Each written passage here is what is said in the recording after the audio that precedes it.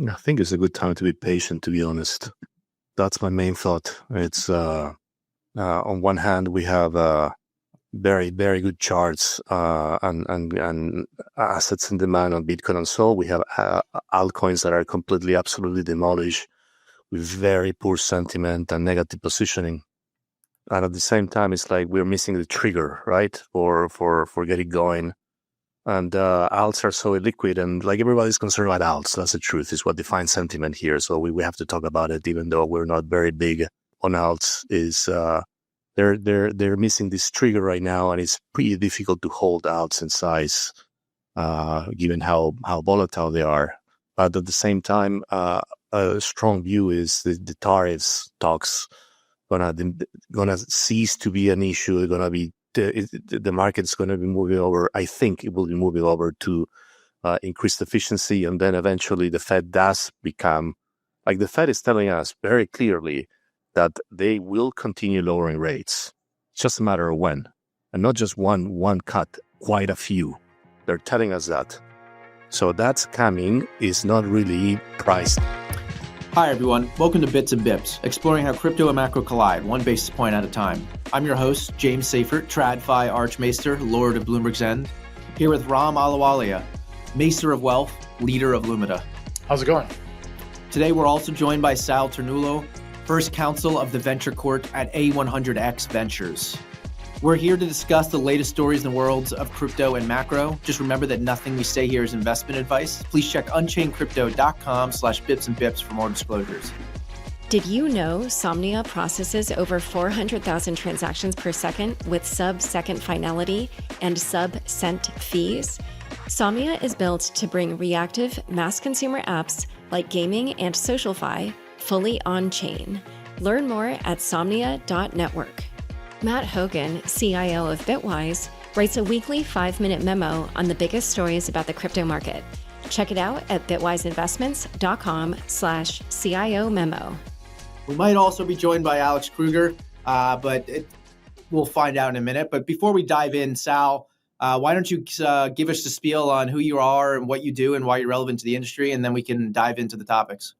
Cool. I will keep it brief and spare you guys the long-winded intro, but my name is Sal Ternullo. I'm a managing partner at A100x Ventures alongside Nisa Amoyals, who founded the firm.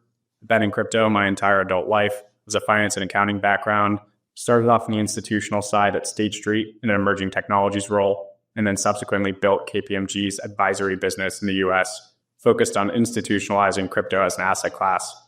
And in 21, went to the buy side and helped to manage an early stage fund that invested across 6 layer 1 ecosystems. And now we're off onto Fund 2 together. And so happy to share some perspectives today, but that's a bit on me in the background. All right, real quick, what were those 6 layer 1 infrastructure plays that you invested in? Can you share that? Yeah, of course. We were in Ethereum, Polkadot, Near, ICP, Flow, and Luxo. So we missed on Avalanche and Solana primarily, stayed away from Cosmos for fragmentation, but we've been quite close to those 6 layer 1 ecosystems and now are much closer to Avalanche as well. All right. Well, that'll come up for later conversations for sure. It'll be very relevant. But let's talk something that's a little more TradFi in the markets. Trump is proposing a whole bunch of different tariffs yet again. I feel like every week we're going to come on and we're going to record this podcast, and there's going to be some new tariff or some new country that Trump is trying to pick a trade war with. This one is aluminum and I think steel. Markets tanked initially and then they recovered. Let's go to you first, Ram. Like, what are your thoughts about the aluminum tariffs and just the tariff stuff in general? We talked a lot last week, but neither of you guys were here, so I'll let you guys give your spiel. I gave my spiel already last week. Start with you, Ram. Yeah, like headline is first off, and focus on this topic for quite a bit. I think the move from universal to bilateral is an improvement. Like markets don't like tariffs, number one. You can see the day after the inauguration, NASDAQ futures dropped when Trump mentioned tariffs and they recovered. You had a Monday gap down sometime thereafter after Trump introduced another tariff concept around universal measures on a Friday afternoon. So markets don't like tariffs. They seem to be taking this kind of A/B split cell testing approach where they float a policy on a Friday afternoon, markets tank Sunday evening, and then on Monday, Trump walks it back, which, by the way, I think is a feature, not a bug. It's iterative, it's dynamic, it's humble, it's not ego-driven. I like that concept. And they've gone from this idea of universal tariffs The idea behind that, of course, was to prevent China from evading tariffs by moving the last mile of production to, say, Mexico or Vietnam, to bilateral tariffs. I'm not a big fan of tariffs overall, but I like the overall objective they're trying to accomplish, which is prying open foreign markets. It's very difficult for GM or Tesla to sell cars in the French market where Renault dominates or Fiat dominates. Those are shitty cars, and Americans don't want to buy them here. That's not going to balance the trade deficit. It's very difficult for American banks to compete in Canada, which is dominated by 5 banks. That's a point that Trump raised. So the question here is Trump the stock market president, or is he the External Revenue Service president? He's messaging around both, but ultimately I think he's actually the stock market president, right? Importers pay for tariffs. Importers do. Importers like GM pay the price of tariffs. And I've gone through quite a few earnings calls. Every single one has said they will pay the cost to the consumer. And Trump wants to keep inflation low. He wants to keep energy prices low. So I think his objective here is to open up foreign markets. And in his own words, he said he wants to see U.S. business win. He wants to see them win globally. And I think his objective is to pry open foreign markets. So I think that's a very good objective. I don't think an end state where we get in a trade war where tariffs remain elevated is good at all. The trade deficit is not a bad thing. It's actually the scoreboard. I want to see a bigger trade deficit because it means that we're importing more capital. We're exporting more dollars and bonds to the rest of the world. China is sitting on $3 trillion of U.S. bonds they don't know what to do with. They can't buy GPUs with them. They can't buy F-35 jets with them. They can't buy American merchandise with them. We stuck them with a bunch of IOUs, low interest rates, and we got real merchandise today. So trade deficit is not a bad thing at all, but the objective of opening up foreign markets is a good idea. Yeah, I would say real quick, one, it's really hard. It's going to be really hard to catch up to China at this point. When you have the Chinese government, there was a really good episode with my colleagues, Joe and Tracy, that do an Odd Lots podcast today. They talked about what's going on with tariffs and how the Chinese government operates. It's really hard when you have a relatively authoritarian, centralized government forcing money into different industries. That's why one of the reasons why they've become such a powerhouse in cars in a matter of less than a decade. They were nowhere, and now they are the global leader essentially because the government was just funneling money to anyone that was building cars. So they had a few huge successes, namely BYD, and here we are. They are a market leader, and it's just notable. They have 100% tariffs on U.S. vehicles. So it's not like us doing any sort of tariffs on them or anything out of reach. So it's very interesting. It's almost kind of the point, are we already so far behind that we can't even make up in some areas of manufacturing like Trump wants to? I don't know. Two quick things that I want to get Sal's perspective here. One is Trump's incremental tariffs on China are light because he knows, really Besant knows, the knock-on consequence. And a lot of people have said, look, that the tariff impact didn't flow through to CPI in 2018. This is much broader based than what we saw in 2018. So there's a big difference there. And second is, if Milton Friedman were around, he'd say China's subsidizing U.S. consumers. Thank you. Now, of course, there's a distinction to be made for critical supply chain components that drive semiconductors and batteries and national security, of course. But for other items like furniture and solar panels, if China wants to subsidize the United States, it's actually a form of income that actually shows up in productivity gains for the United States that benefits real income. Yeah, that the only piece, and I think you hit on this in the opening interlude there, which was this has been an iterative process, which is basically testing markets' reaction and demand, and seeing what foils out of that, and then walking things back. And so that was the case both with Mexico and with Canada.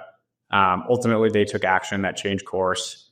I think you're starting to see a little bit more challenge as it relates to the reactions that we see from China, which candidly, I think everyone expected. And he's probably taking counsel from Besant to prevent, undue impacts in the short term. But, we're going to see where this shakes out. There's a million different case studies that we can look at in other economies or on a historical basis. And this time is different for a number of different reasons. And so it's really a confluence of factors that are centered around, frankly, Trump's campaign promises, which, whether we like them or not, many of them are being driven by a stick here, which is a term I think you guys use. And I think this is one of the levers that he's pulling on that objective. So I think it's going to be economy focused at the end of the day. And he's just going to pull and push on levers until he figures out, what is the right path forward. Yeah, I mean, real quick, I want to share this tweet, which was the funniest tweet I've seen in a while, because the same thing happened the first weekend where Trump was talking about tariffs. I mean, here's a tweet for those listening and not watching at home. It's from an account, Ray J on Twitter, and it says Ethereum made of aluminum? Because it went from like 2,650 and then the tariffs got announced and immediately dropped to like 2,500. It was way worse the weekend before, but Ethereum was the one down the worst. So I guess I'll go to you, Alex, now that you've joined us here. Like, why is it that when stuff like this happens and there's like risk off moves, crypto obviously is one of the only things trading on the weekend, so that's part of it.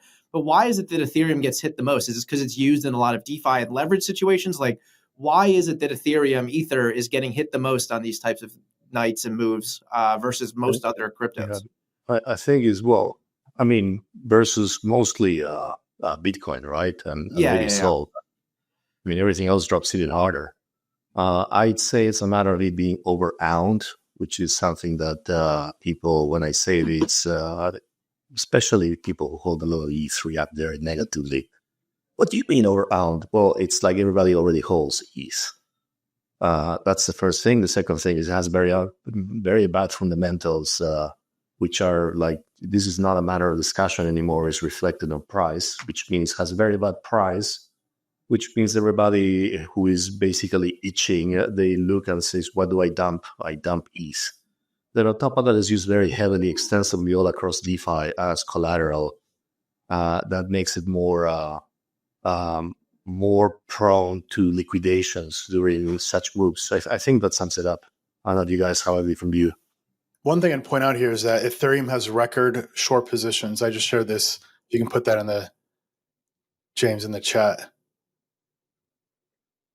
But we haven't never seen this level of record short positions. And it does look like it's a bit much. Does that set up a squeeze or a counter trend rally at some point? My personal we're headed in that direction. Like there's a squeeze on the way. Sentiment is at pretty much all-time lows in 8-10 years of just being present in the market. And I think we're going to see an event that we'll probably talk about later in the ETF section that could be a trigger towards that squeeze. So I would expect that over the next couple of weeks we see that unwind happen and sentiment shift as a result of it. Ethereum is the funding leg for other crypto assets. Ethereum is one leg of the carry trade. That could get unwound.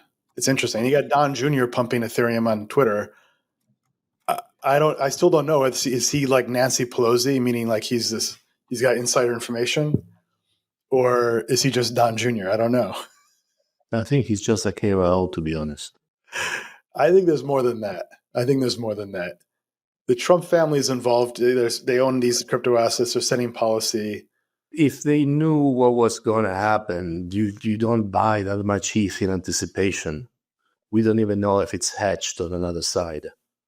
To be honest, I rather not speculate on that, but I'm not putting my hopes up on Trump on when it comes to ETH. If I had to choose, I would put my hopes on what you guys have said before, which is basically very low sentiment and very short positioning, which is rather extreme. Yeah, I mean, look at that. We got the Trump screen here. We've never seen that. That's extreme.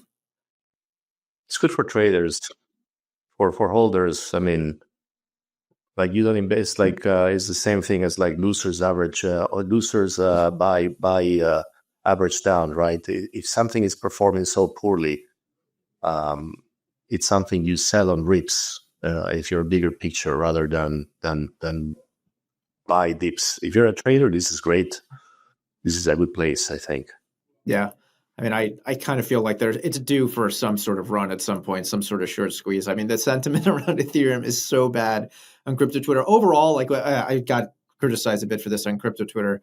This is a little bit of a divergence, but like I feel like the sentiment from like the retail crowd on crypto Twitter is like this is the end of the world, I guess, because you have like a bunch of these AI coins and meme coins like down really bad. And I'm just like looking at this and I'm like, this is nothing compared to like late 2017, early 2018, or what we saw in 2020. Like we're not even in the same ballpark.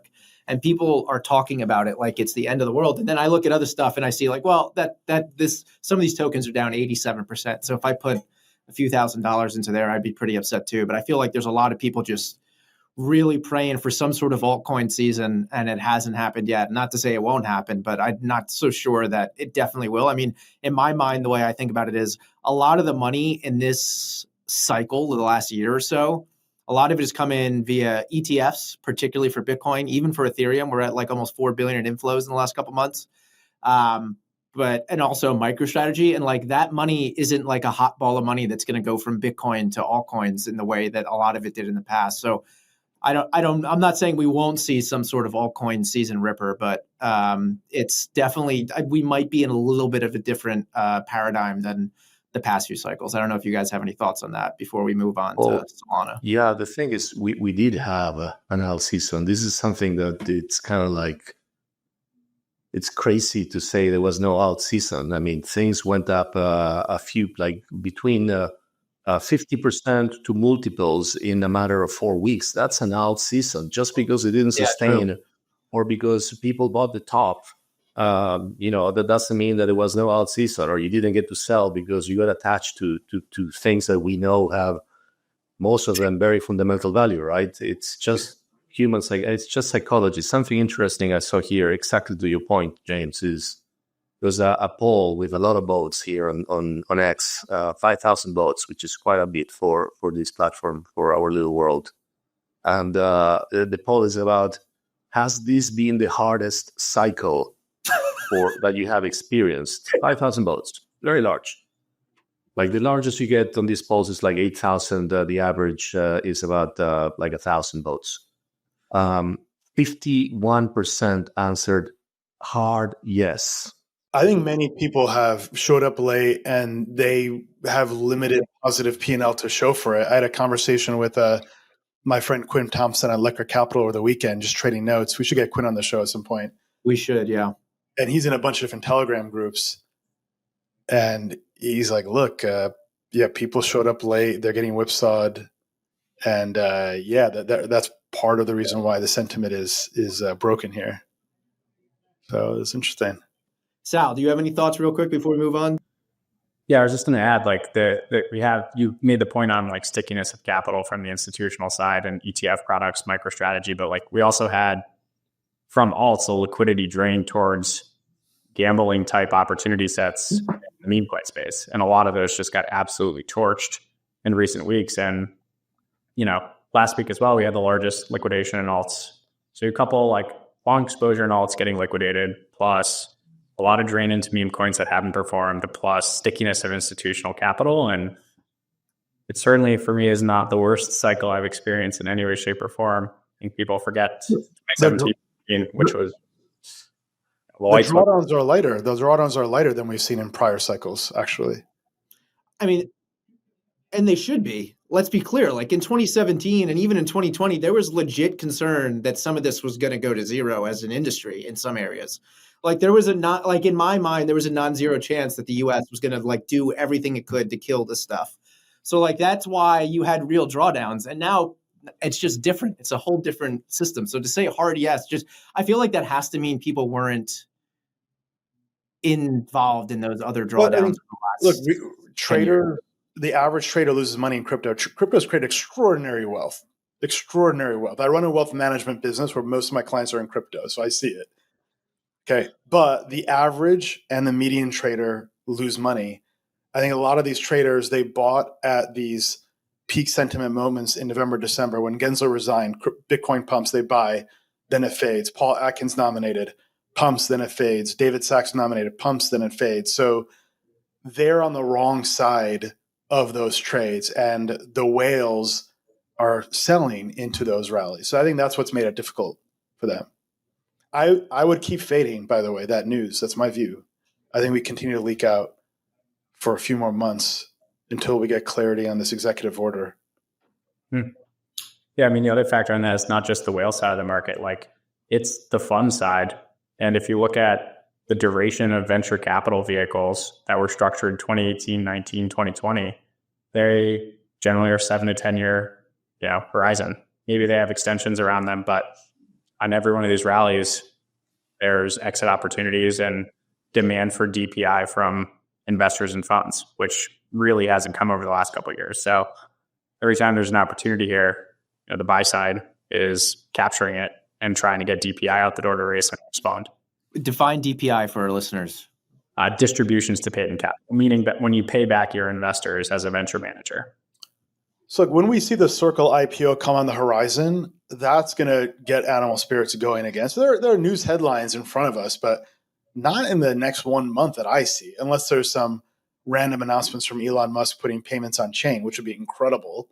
It's hard to anticipate that. I do think it's a possibility that's maybe mispriced. I spent some time with Michael Terpin at the Satoshi Roundtable. Michael, for those that don't know, is like a Bitcoin OG, literally wrote a book on this. And his view based on the cycles of Bitcoin is that the Bitcoin cycle ends around November, December of this year. So the clock is on, however which way you cut it. I'm not a pure cycle theory guy, by the way, but I think other people are. So it's important to consider that in your own assessment. Yeah, I mean, we're going to get into some of the meme coin stuff in a bit, but first let's, this kind of goes back to kind of the distribution side of things. I mean, if you're a fund, your goal is to give money back to your investors and hopefully raise a new fund to invest in other assets potentially. I mean, Sal, you could get to that, but let's talk about Solana's headwinds. I mean, this is a common topic right now. A lot of people are talking about the unlocks that are coming for Solana. So again, somewhat related. There's a Pump.Fund lawsuit. There seems to be just a level of exhaustion with meme coin and AI agent narratives. I'll go to you, Sal. Like, what do you make of the Solana headwinds that everyone seems to be talking about in the space? And do you think they're relevant? Do you think they're overplayed? What are your thoughts? Yeah, I'm in the overplayed camp on this, specifically around the unlocks. Like, I think there's enough long-term vested interest that the unlocks will get bought. What concerns me more is just the fade on the meme coin side. It's like, and I've never been a big proponent of meme coins. I think there's interesting elements as it relates to encapsulating the value of humor in society, as Alex Thorne would say from Galaxy. There's interesting mechanics around fair launch, which looks back to 2017 ICO era. I like those things. But it's just been a massive attention grab that is more on the casino side of this industry. And I think we'll look at this in a minute, but a lot of these meme coins including Trump, are down 90% from all-time highs. And I don't see that reversal playing out anytime soon. So, I won't be the saddest of market participants to see focus move away from memes. I'd love to see it rotate towards fundamentals and things that have real world value, products people actually use. But it's been a tough slog for the meme coin space. So I would say that side of the headwinds piece is more concerning to me versus unlocks or the shifting wind on the agent side. I think agents are going to be here and stay here. There was just a lot of speculation and hype around short-term applications of them. And really the scope is quite limited today. Yeah, I'm for those listening and not watching at home, I'm sharing a screen from one of the guys at Delphi, I believe, Ceteris Paribus. And there's just a bunch of charts of like some of the AI and meme coins we're talking about. So here's GOAT, went all the way up to 120, and now it's down at like, I don't even know what that is. It's basically 16 cents now. Zerebro, same thing. AI 16Z, same thing. Zero, bro. Zero, bro. Sorry. Virtual. See, shows how much I'm with Sal in the sense that I'm not even really paying attention to some of this stuff. Virtual. I mean, all these things are just getting absolutely slaughtered by the market, and it just, yeah. I mean, it's just crazy, and it's kind of the flush is coming out of Solana, but Solana is holding up way better than obviously some of these AI and meme coins that are on here. I mean, in the defense of those teams, it's not their fault. No, that people basically there's like 10,000 individuals out there, or like say 50, whatever, that they just look at a number and say, oh, number is going up, so I need to buy. new meta, and basically the liquidity is so low that the thing goes like a rocket, and then fast up, fast down. It's simple mechanics. Yeah. Well, it's incredible how Solana's created a new profession of people that just launch meme coins. They wake up, they launch meme coins, they work 18 hours a day, they go back to bed. And this is what they do during meme coin season. It happened in April of last year. I think overall, look, if you think the beta is going to be rewarded in crypto, Solana's the best horse because it has the most momentum and crypto's momentum asset. That's the left curve answer to how to position if you think it's risk on in crypto. It's kind of that simple. However, I'm going to bring in some other data here on this chart. This shows the on-chain activity for Solana. And what you can see here on the bottom right, you see the pumped out fund graduated tokens. You see the two different spikes. That first spike was shortly after the Trump election. That second spike was the Trump token. You also see that match to the Jito validator tips and also the weekly Solana transaction fees, right? So, those were two moments where you had a lot of focus and attention on Solana. It takes usually months to work off those moments, right? April of last year, it wasn't until September of last year that we kind of worked off the excess and Solana set up for another run. Now they were, like 3 fits and starts rallies between then, but they didn't recover to the highs. So the question is like, what is going to get that on-chain activity going again?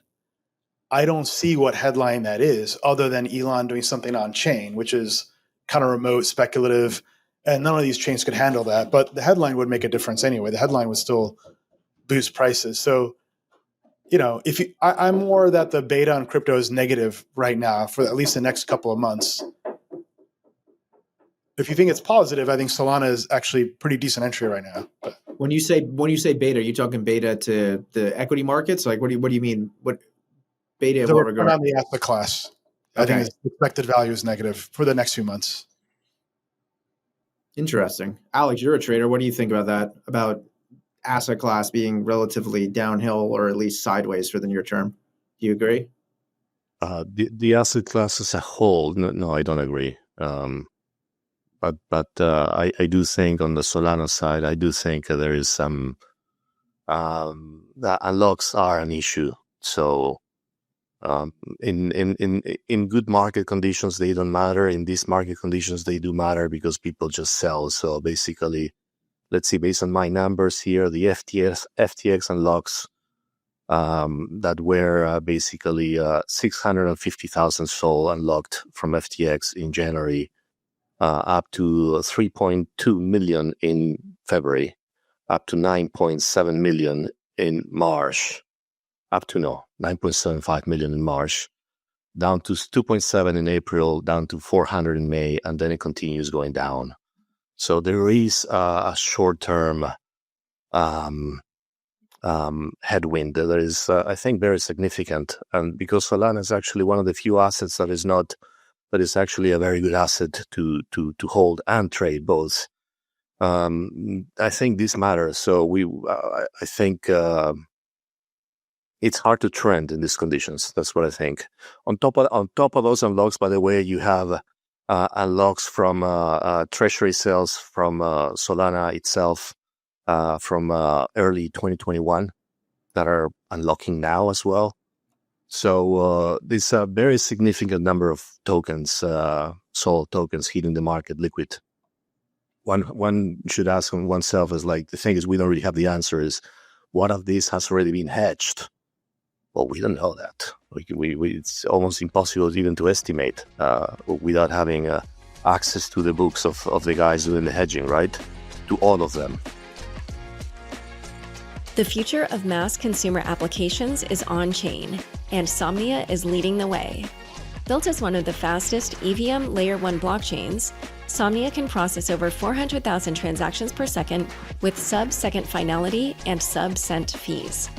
Whether you're building games, metaverses, or decentralized social platforms, Somnia's performance and scalability allow developers to create applications that can reach millions of users without compromising on cost or speed. Somnia's architecture unlocks reactive features like on-chain event triggers, native timers, and verifiable random functions. Ready to bring your dream app to life? Visit somnia.network to get started and learn more about Somnia's $10 million grant program. Hi, I'm Matt Hogan, CIO of crypto asset manager Bitwise. Look, crypto can be confusing. There's so much noise and the space changes so quickly. That's why, every week, I write a 5-minute memo on the biggest stories impacting crypto, in plain English. Why is Bitcoin up or down? What are people missing? Where should investors look next? Get the lowdown every week. Sign up to get the weekly CIO memo delivered straight to your inbox. Go to bitwiseinvestments.com/CIO memo. That's bitwiseinvestments.com/CIO memo. Carefully consider the extreme risks associated with crypto before investing. So Central African Republic is debuting a meme coin experiment. There's a whole thread on here on Twitter. Reuters is covering this. It's the first country launching a meme coin or a crypto of any kind.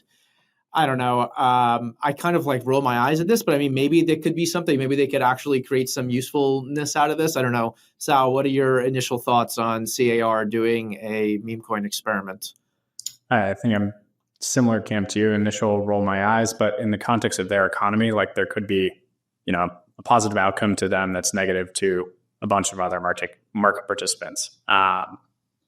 It's just a frustrating focus from top media outlets and financial news that this is the center of discussion still, but at the same time, it could be the basis for an interesting experiment. So try to stay positive.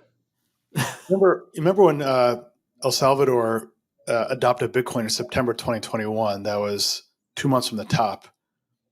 So the big sovereign wealth funds are always late to the party. They're like the worst retail investors. They buy in at all-time highs.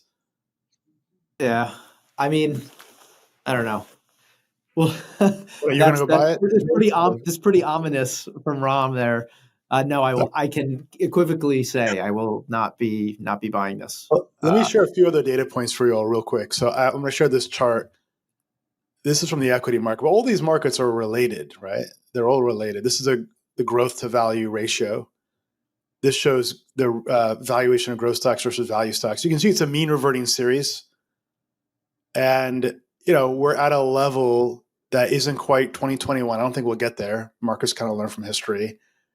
And the rubber band is starting to pull back. And you see that in Tesla, right? Tesla peaked a few weeks after Trump got elected. It's in a bear market now. It's down 25%. You see that in MicroStrategy, had 3x premium to NAV. It peaked a few weeks after Trump got elected in that big swell of animal spirits. It's pulling back. And this chart is summarizing it for all securities in the market. So it's happening kind of everywhere. And crypto is just a part of that, right? Look, we had discount to NAV 2 years ago with the ETHE and the GBTC, James, which you and I and others covered very well. And that was fantastic. It was a measure of undervaluation and under ownership. And now you're on the opposite side of that and you're coming back to equilibrium. So I think this journey to equilibrium will take a few more months to play out. Yeah, the one thing I would say is I think a lot of that is obviously it's AI hype. So I feel like obviously the market can do whatever it can do, but I feel like a lot of this is just built.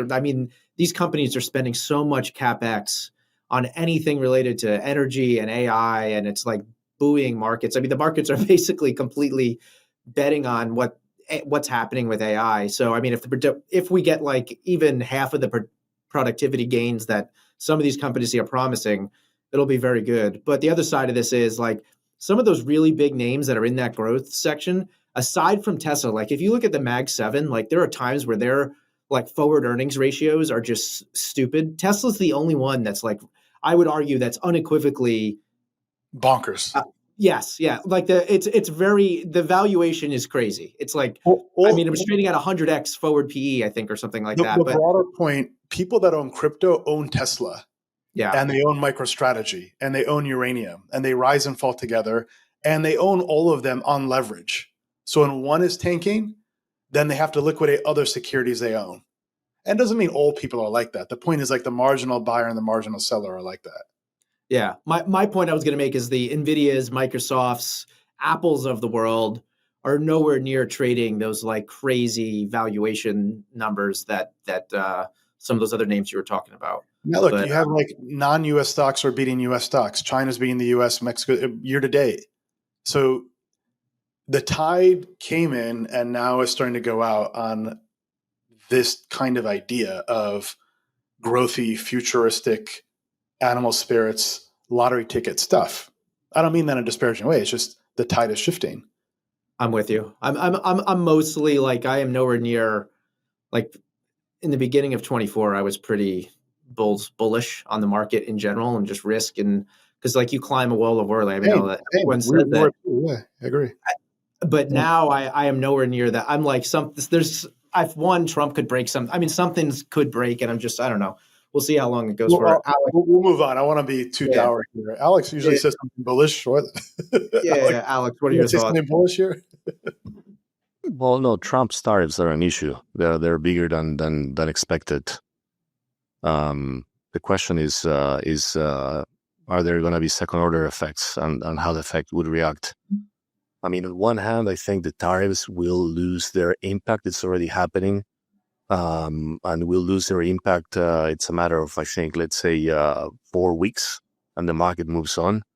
But on the other hand, tariffs are the way we have them right now. Expectation is tariffs could drive an extra 0.5% to inflation, right? Could/should, like that's the estimate. So the question is that a one-time thing? If it's a one-time thing, it's a supply shock. Or the Fed, sorry to interrupt, Ram, but just quickly on this, the Fed looks through. But if they don't look through, well, we have a problem. And also is in the meantime, this means the Fed is going to delay their dovishness because they need to actually see what happens there. Is it one time or not? So, yeah, short term, like I'm not bearish, but it's not a good time to be bullish. In fact, I'm surprised that stock indices are like almost at all-time highs, if you think about it. I'm with you on that too. By the way, I think the tariffs are non-issue. It's bilateral now. The market's heard the tariff story 3 times, like boy who cried wolf. The 3rd time it doesn't matter. The 4th time it matters less. So I agree with you on that point too. Any thoughts there, Sal, before we move on to Kanye West real quick? And then we'll get to ETFs, and then we can wrap up.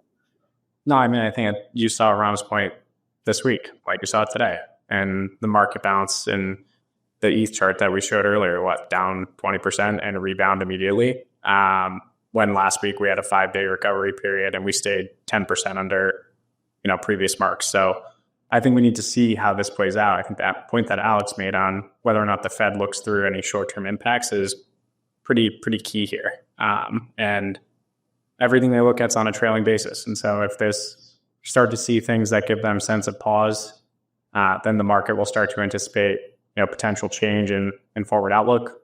And it kind of becomes this self-reinforcing loop.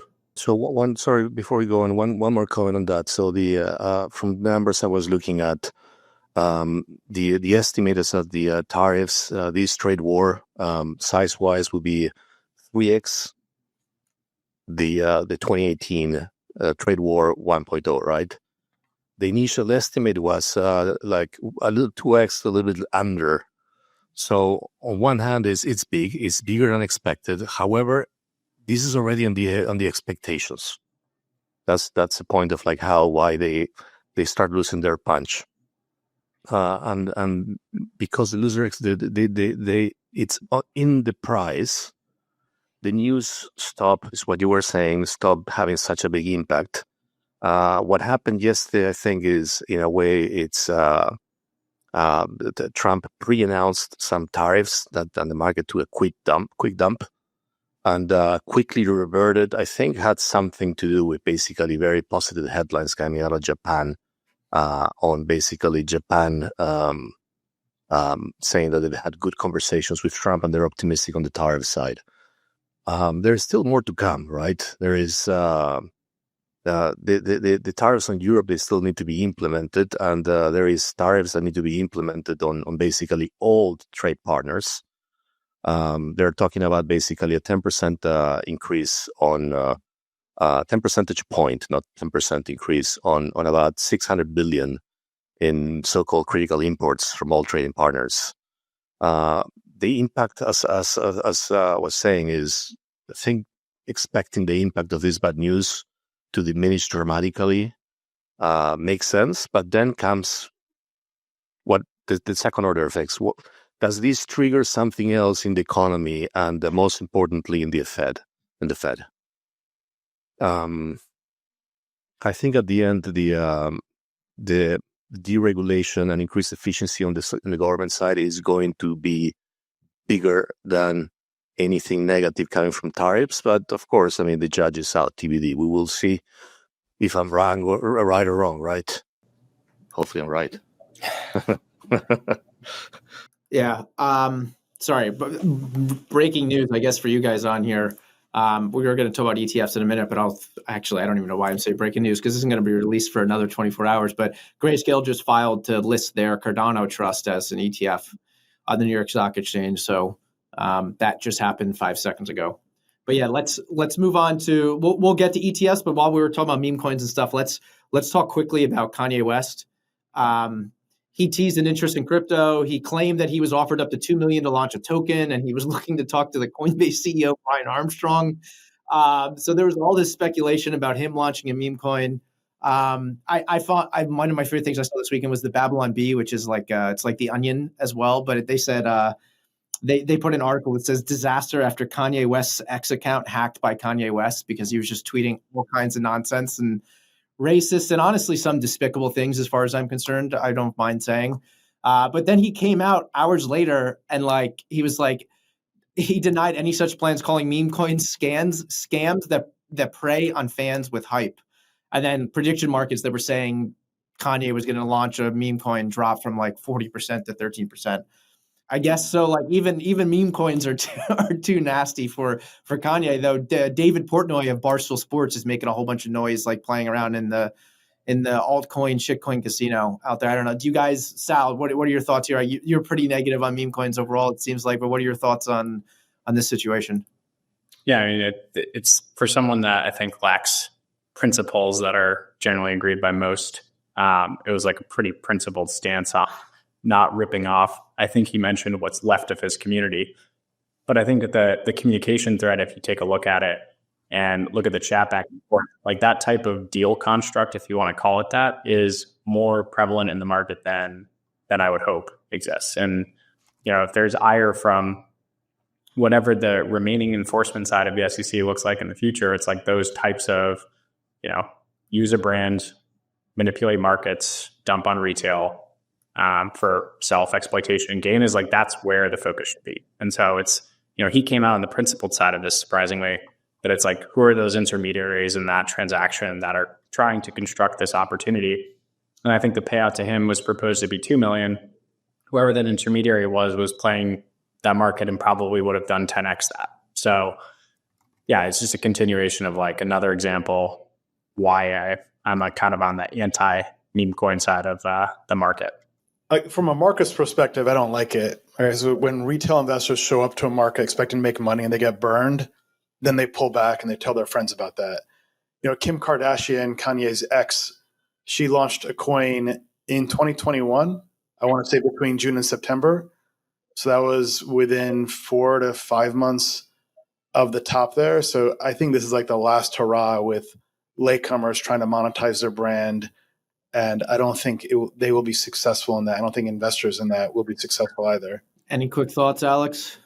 Yeah, I have an opposing view. I think these are, just because they're poorly done doesn't mean that the mechanism is bad. It's they're very poorly done. People like promoters are taking advantage, I think, of buyers.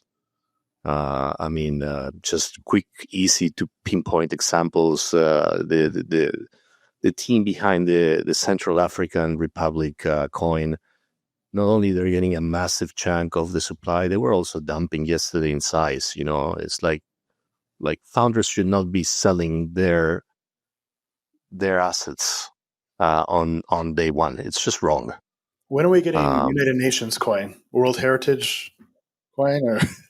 Well, but that's the thing. I think is going to be it's something that was I think it's a trend. In fact, I was talking about this with a friend of mine who works on the CBDC side of things, and I'm telling him it's like maybe you would want to consider actually instead of pitching CBDCs, pitch them meme coins. It's you're gonna be more. You're gonna get more of an audience if you do that than simple CBDCs. You heard it here first, guys. Unchained, Bips and Bips. Alex is suggesting that central banks should abandon CBDCs and should launch meme coins. I mean, for funding projects in like ad hoc projects and doing very specific, well put together things with good execution, it's a very good funding mechanism. Just because we're doing it wrong, I agree with that. I agree. There's something there. It's just the current approaches are not going to help. Yeah, I can't. Yeah, and porno and pumping and dumping shit, and like when you have so many followers, you have some sort of responsibility, right? Yes, it's just wrong. 100%. And that guy's got the worst timing too. He's always offsides. No, but this is the same point that we make on meme coins and launch pads today that we made on ICOs in 2017. Like really, really cool in global capital formation. Cool experiment in global capital formation, and you can do really good things with that, or you can do really bad things with that. And the mechanics side, I actually am very interested by. Like, I think fair launch opportunities like what just happened with AO, if you're following AO at all, no outside private market capital, fair launch token, doing something very interesting with that mechanic, but for a useful product TBD useful product, but a real build.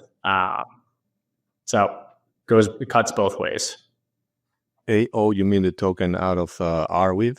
Yeah, Arweave's new project that they're launching that is beyond that. I'm curious, what's your view there? What's the story? I'll give you a superficial, high-level view first, and I can give you more depth in a subsequent conversation because I'm still doing the proper DD myself. But it was the first time that I've seen an ambitious technical project on a full-stack architecture actually use a fair launch mechanic beyond, frankly, Ethereum. And Ethereum, we can argue on that, Bitcoin even. But from a technology point of view, it's probably the most comparative and competitive to Internet Computer Protocol, ICP, which despite all sorts of issues they've had historically, is one of the most ambitious and exciting pure computer science plays that I've seen. Lots of really interesting advances in cryptography applied inside of a network architecture and design pattern. And I think AO is marching down a similar lane, which is like not in the vein of another alternative layer one network. It's like a totally different system design space using a fair launch mechanic. And so that's interesting to me. Still all work to be done, but I'll come back to some point soon, Alex, once I've done the homework there. Sure, same. Thank you. James, do you want to talk about Elon Musk and OpenAI? Oh yeah, why don't you go? Yeah, so this news dropped like right before we started recording here. So Ram, why don't you give us the rundown on the news here that's going on with Elon Musk and OpenAI, and then we'll wrap up with some ETF stuff. So it just broke about an hour ago, but the background is that Elon Musk, who's one of the co-founders of OpenAI, is making a bid to buy the nonprofit that controls OpenAI for $97.4 billion. Now, OpenAI is raising money from SoftBank at a valuation of, I want to say, $300 billion.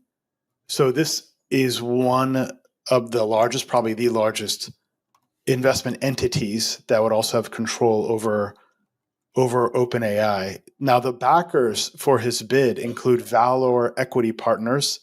That's Peter Thiel, by the way. That's Peter Thiel's growth fund. Barron Capital. I don't think that's Barron Trump. Sorry to disappoint anyone there. Atreides Management, V Capital, 8VC. 8VC's Joe Lonsdale. Joe Lonsdale was one of the co-founders of Palantir, also part of the kind of Peter Thiel mafia. And Ari Emanuel, CEO of Hollywood company Endeavor. He was the guy that was portrayed by Jeremy Piven in Entourage. So it adds a little flavor there. But so Musk accuses OpenAI of betraying the original nonprofit mission, and OpenAI has called the legal claims baseless and overreaching. and said the nonprofit will receive full value in its ownership stake for the for-profit. So it's a drama that's playing out in the markets right now. I'm rooting for Elon. I get bad vibes from Sam Altman, to be candid. Elon has the largest data center with GPUs in the world, by the way, in Memphis, Tennessee. He built it later than most, but he's all in on this AI story. And again, he was a co-founder of OpenAI. He's seems to me got a legitimate basis to make a bid here. No, this is just the expression of all the sentiment that Elon's shared over the past 12 months since the murmurs on the shift towards for-profit started to pan out in the media. And I think it's just an interesting, just turning the tables and bringing a lot of close colleagues to throw capital markets at the opportunity and frankly put the decision outside of sentient influence. But ultimately the board of directors at the nonprofit will consider the offer. And so I think it's an interesting twist. I think part of this was like the promise to return to open source, which if 2 weeks back was any kind of reminder of the competition that's playing out there with what happened with DeepSeek, like it's a pretty interesting proposition. So I think the board's probably going to have to consider it and do their due diligence. I mean, Elon's playing the game at a different level here, right? He's transforming government. He's sleeping inside an office outside of Washington, D.C. He's got the ear of the president. He pivoted and built an incredible data center. He paid too much money for Twitter at $40 billion a few years ago. Then he changed the course of an election because of Twitter, increasing the value of Twitter. And now he's making a run at OpenAI. He's negotiating peace deals with Ukraine and Zelensky on the phone with Trump. I mean, this guy is incredible. He's a level 99 mage in the game of life. I mean, he's a level 99 that game in the sorry. It's just, that's pretty good, Ram. I mean, yeah. the other thing is you said he increased the value of Twitter. I mean, it remains to be seen, I guess, what the value actually is. But the revenues are way down. But the problem is his cash flow, like as a percentage of revenue, is way up. So everyone was like, all the mainstream media was saying he's going to completely kill Twitter. It's going to die. And meanwhile, like the profits are like through the roof, like because he cut all the fat, which theoretically it's what he's trying to do in the government. I mean, there's obviously seems to be a lot of issues with federal courts, and we'll see how that plays out. But I mean, unequivocally, he's making way more money on the revenue that they're pulling in than Twitter ever had before. So he knows somewhat what he's doing, no matter how you slice it. We'll see how this all plays out. I mean, it's absolutely fascinating. If he actually manages to buy OpenAI, I don't even know. That's just insane to me. This is like a fake story that you make up about a dude in like a sci-fi movie. It's incredible. And his ability to raise that much money that quickly, $97 billion, no joke. That's bigger than the vast majority of initial public offerings. And that's like phone call money for Elon. And some of the most influential growth stage investors in the world coming around in that time frame, it's just remarkable. Yeah, you were talking about Tesla and forward PE versus market, and I was sitting back and not speaking because I'm just like, this is just the markets, not overvaluing, but valuing one of the most transcendent entrepreneurs we've ever met, ever known. So I wouldn't be surprised if he pulled this off. There were a lot of people in the Twitter thing started like, oh, see if he pulls it off. Like he's pulled it off. And to James's point, like more profitable now. And candidly, I think they're just getting started because all the ad buyers are coming back to the platform post-election. So I think the numbers are going to ramp through this year. And they have broader distribution now as one of the top media platforms. And it's just going to come. X Payments came out last week. So the future of the super app on that side's here. It really is incredible. Like, I'm not a fan of Tesla stock, but Elon Musk has changed the timeline of the planet. Isn't that a fair statement? He really did. Yeah. I mean, on the ground in Philadelphia. We're talking about like Starlink, how Starlink is being used in Ukraine now, like rockets. He changed this one individual from South Africa, changed the timeline. I think he's not a citizen. Is he a citizen yet? That's the other interesting irony in this whole thing, right? He's an immigrant. I think he overstayed his visa or something. I could watch that video of his rockets coming down and landing on those chopsticks essentially over. It looks fake. It looks like CGI. It's absolutely insane that that's real life. And though I will go back real quick when I saw Tesla, like nothing to say about like, I don't know what Tesla's actually valued at, but strictly speaking, if you're looking at a valuation metric, like they are the only ones that are like outside any semblance of relative normalcy. And that's just that's just the market's bet on Elon. Like all of these other endeavors are still in private markets and they can't get exposure. So it's like, here's your public opportunity to do that, and we'll bet on him. When you say markets, though, it's really retail investors in South Korea and Hong Kong. I mean, these are not like the institutional investors. Yeah, I agree. They're going to trade. They're going to invest on traditional valuation metrics. This is their like version of meme coin. This is like meme coin for the rest of the world. Yeah. All right. Let's get to ETFs. I'll give a bit of a rundown of where we're at. I came out today with my boss and colleague, Eric Balchunas, on basically what's next in the ETFs landscape. And you guys can ask me questions, I guess, and we can dive in. But here's a chart that I put out. Right now, we can actually add, as I talked about before, I said before Grayscale was uplisting. They don't even have a private fund. So it's just a filing, a 19B4 filing, which is that request to list digital assets on an exchange in an ETF wrapper. So we have Litecoin, Solana, XRP, Dogecoin, HBAR, Polkadot, and now Cardano. I wouldn't be surprised if we have a bunch more. Our odds right now, we have Litecoin at 90% odds by the end of 2025. Solana, we're putting the odds at 70. XRP, we're at 65. And Dogecoin, we're at 75. Those odds are slightly lower aside from maybe Litecoin on where Polymarket is. So the main two things that we're watching here are, one, did the SEC acknowledge the 19B4s? I think last week we saw the SEC acknowledge those filings for Solana, which is something the prior SEC administration had not done. I've said on this podcast before, they weren't going to do that unless they were ready, willing, and able to like potentially unwind the lawsuits they have with the different exchanges, whether it be Kraken, Binance, Coinbase, you name it. Like they need to figure out what they were doing because they call Solana security in those lawsuits. Those lawsuits are still active. They've appealed a bunch of the decisions with XRP. So the fact that those two things don't really have clarity on whether or not they're a commodity or security, even though I think Hester Peirce's crypto task force would unequivocally try to argue that they're not. They have to figure out a way to get out of those lawsuits. So you can't have the Division of Enforcement calling these things securities and then putting them in a commodities ETF wrapper, right? So our view here is ultimately Peirce and the SEC are going to untangle those threads there that would stop these things from getting into an ETF wrapper. So we're expecting this week XRP, even potentially by the time this airs, maybe not. And Dogecoin, those filings are due to be acknowledged by the SEC. So we'll see where they stand. But yeah, so these odds could jump up for all of these within the end of the week. So I don't know if you guys have any questions, thoughts, concerns, but I think Litecoin, so all of these, the final deadlines are in April. So the first one's Litecoin on October 2nd. I think Litecoin is a prime candidate to potentially be launched like way before its not way before, but before its deadline. There's a lot of things that it just doesn't have to worry about that these other assets do.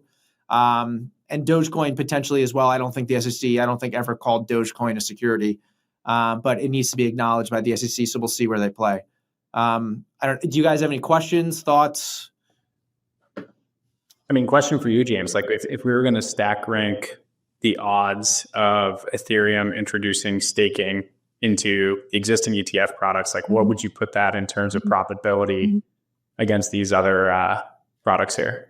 So we don't have any active filings that I'm aware of that are trying to get staking involved in Ethereum ETFs, which surprised me because that means that for some reason, I'm guessing there's something behind the lines that are telling us it's, they haven't done it yet. We have applications for in-kind creation and redemption for Bitcoin and Ethereum, which I'm pretty confident is going to happen in the near future.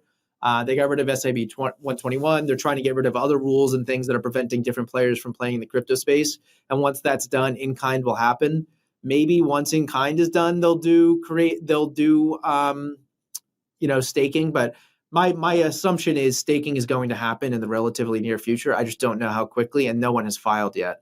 So I think it's going to happen. I just don't know when. And the other thing I would say is these are only the ETFs I was just talking about. They're only spot ETFs. There's a whole host, like literally 30 futures-based ETFs that would be based on futures that haven't even launched yet. So I have theories on why the futures haven't launched yet. We saw a whole bunch of news with CME and other things try to launch futures, but that hasn't happened for Solana or XRP or some of these other assets.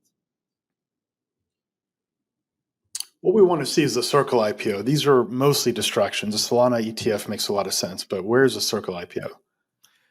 I mean, we're also going to probably see a Kraken IPO. Gemini, there was rumors last week that Gemini was going to IPO.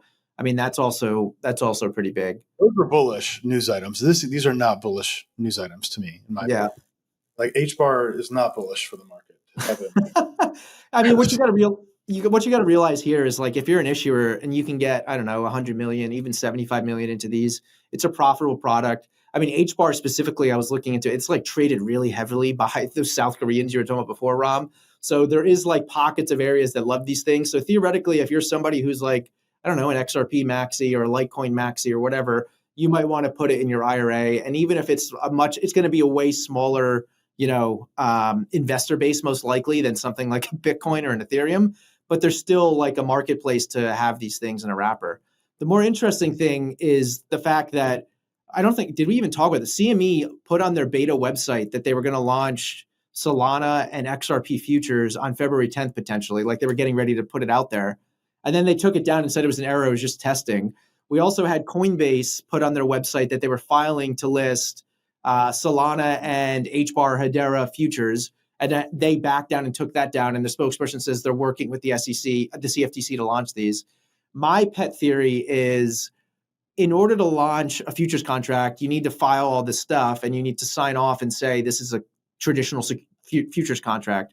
There's also an option to check off that it's a securities futures, which is, regulated by the SEC and CFTC. And I have a feeling that because of these things that I'm talking about right now with those lawsuits that Hester wrote in her piece, A Journey Begins, basically talk about they need to unwind all this BS that has happened over the last 4 years. I wonder if the SEC's official stance, being that these things might be securities, is holding up even those futures contracts listing. And the fact that we saw all these issuers file for futures contracts on Solana, on XRP, on all these different tokens, and they haven't happened yet, kind of tells me that the issue might be something that everyone wasn't expecting. I think CME thought they were actually going to be able to launch in the next month or two. I think Coinbase thought they were going to be able to launch futures in the next month or two, and they haven't. And my pet theory is it's the fact that those lawsuits are still active out there calling these things securities. But I mean, we might know within the next couple of weeks if that theory is correct or not. But it's interesting to think about. Something is holding these things up. I've been hearing, Joe on this podcast has been saying since August that we were going to see CME Solana futures, Joe McCann. And they haven't happened yet. So there's something in the back end that's just not allowing these things to launch. I don't know if you guys have any pet theories on what's going on there or anything different. I would just guess it's procedural, just getting the right paperwork in place and education. It's a new staff at the CFTC. It takes time to process. It's still a bureaucracy. All right, I think that's it. Does anyone have any final thoughts on what's going on in markets right now, or we can just wrap up? I think it's a good time to be patient, to be honest. That's my main thought. It's on one hand, we have very, very good charts and assets in demand on Bitcoin and so. We have altcoins that are completely, absolutely demolished with very poor sentiment and negative positioning. And at the same time, it's like we're missing the trigger, right, for getting going. And alts are so illiquid, and like everybody's concerned about alts. That's the truth. It's what defines sentiment here. So we have to talk about it, even though we're not very big on alts. Is they're missing this trigger right now, and it's pretty difficult to hold alts in size, given how volatile they are. But at the same time, a strong view is the tariffs talks gonna cease to be an issue. Gonna be the market's gonna be moving over. I think it will be moving over to increased efficiency, and then eventually the Fed does become like the Fed is telling us very clearly that they will continue lowering rates. It's just a matter of when, and not just one cut, quite a few. They're telling us that. So that's coming. Is not really priced. It's like I think we have one cut right now in the market this year only. So the time will come. It seems like it's not now to me, but it's a good time to be patient, I think. Let me ask you this to wrap up. I'll ask both of you. So this is Quinn Thompson, who we were talking about from Lecker Capital, and Alex Thorne from Galaxy, both friends of the pod. They have a bet now, basically, that if if Bitcoin prints a trade price below 89,999, so basically below 90K, Alex will owe Quinn a steak dinner. Alex, you're talking about we're chopping sideways. You just gave that whole spiel about what's going on with altcoins and things like that. If you were, which side of this bet would you take? Do you think we are going to print below 90 before the end of the month? I mean, I'm bullish, but I think that's a bad bet, to be honest. It's like, which one? It's Alex Horn's. I mean, Bitcoin is a highly volatile asset. What is the IB right now? So realized volatility is about 50 right now. Anyhow, it's very low on a historical, maybe 56. I don't have it in front of me. It's very low on a historical basis, but it's still very high. So, talking about with a little calculator, I could calculate the probability of that trading in 2 months based on 56 vol. The probability is actually pretty good. So yeah. It's also, is my view there is this range forming the same way it happened in 24, where 60 is 90 and 73.5 is 1.5. It's actually the same. It's 17.4 and 17.8% difference. It's funny coincidence. It's a coincidence. There's no signal there. It's just a coincidence. But when you have those ranges, it's common for the range to break and quickly be bought up. So you don't put your bid at ever at 89,999 or 90. You put it above or you put it below, or you scatter them around. You scale. It's a bad bet. So wait. What number, before we go to Sal, because I want to hear Sal's thought on like which side of the bet he would be on. So at what number would you be like, what if it was 87? Would you be like, okay, I would take that bet? Because absolutely. Okay. Yeah. All right. Yeah. 87, I take it. Okay. Sal, what is your thought on Bitcoin pricing? Yeah, I see the point that Alex is making on like a technical analysis basis, but I'm on the Alex Horn side of this bet. Like, I think realistically, we're going to see continued institutional buying pressure in the low 90s. The bounce that we just saw over the past week and a half is something I anticipate will continue. And we're 18 days from the end of February today. Filming on the 10th. So are we going to see another market shock event from future tariff announcements? Like, I'm not sure what is on the horizon over the next 2 weeks that would cause more uncertainty and another retracement. Alts got liquidated last week. I just think it's unlikely by the end of February. If we play it out through March and we get some more, negative events, maybe, but by the end of the month, I think it's unlikely. So I'll buy you guys a steak dinner in New York if I lose this one. Great. All right. That was a fun way to end it.